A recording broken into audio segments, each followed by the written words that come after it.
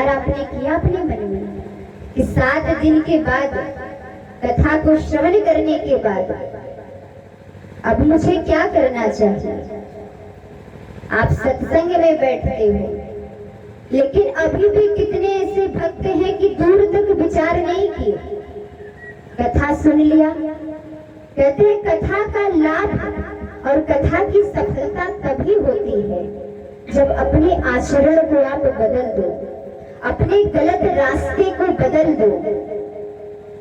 अपने जीवन में जो उथल पुथल मच रही है उसे समझो, विचारो कि मुझे क्या करना चाहिए। संसार में हम आश्रय लेते हैं तो किसका लेते हैं?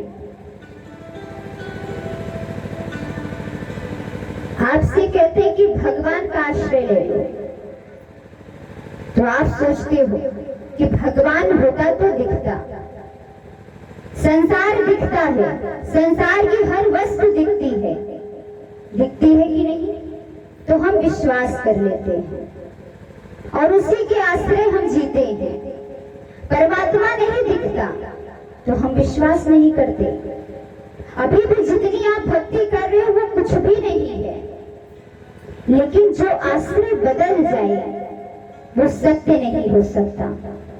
जो बदलता नहीं है वही सत्य है, और सत्य कौन है? सत्य शिव है।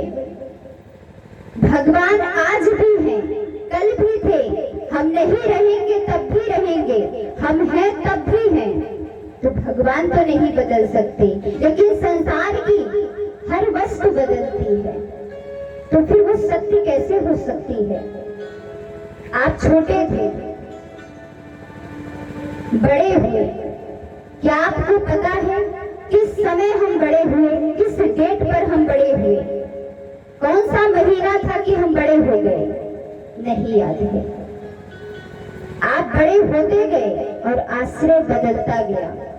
विचार करिए, एक छोटा सा बालक है, उसके सामने ढेर सारे आप चॉकलेट खिलौने रख दो, एक तरफ पैसा रख दो, बच्चा किस ओर जाएगा? खिलौने की तरफ जाएगा या आपके पैसे की तरफ? खिलौने की तरफ। लेकिन वही बच्चा धन के पीछे नहीं भाग रहा है, लेकिन थोड़ा बड़ा हुआ तो अब पैसे की लत लगी है, कमाना है। अब वो खिलौने के पीछे नहीं भाग रहा है, अब वो धन के पीछे भाग रहा है। तो आश्रय बदला कि नहीं बदला? तो वो सत्य कैसे हो सकता है? परिवार बदलता है, पत्नी बदल जाती है, पुत्र बदल जाते हैं, तो क्या हम उसका आश्रय लेकर जिएंगे? मैं ये नहीं कहती कि परिवार का त्याग कर दो, परिवार को छोड़ दो। आप परिवार में रहो, सबसे मिलजुल कर रहो, लेकिन आश्रय मत लो। अगर आश्रय लेना है तो परमात्मा का लो, जो कभी नहीं बदलता।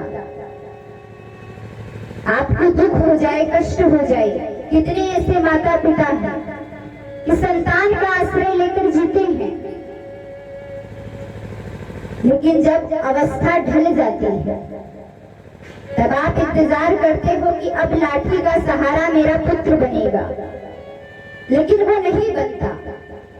आश्रय तो आपने लिया था, जिस संतान के लिए आपने बहुत कुछ किया, वही जब बड़ा हो जाता है तब वो आपकी बात नहीं सुनता, तो आपको कष्ट होता है, दुख होता है कि मैंने आजीवन सब कुछ इसके लिए किया, लेकिन ये मेरी बात नहीं सुन रहा।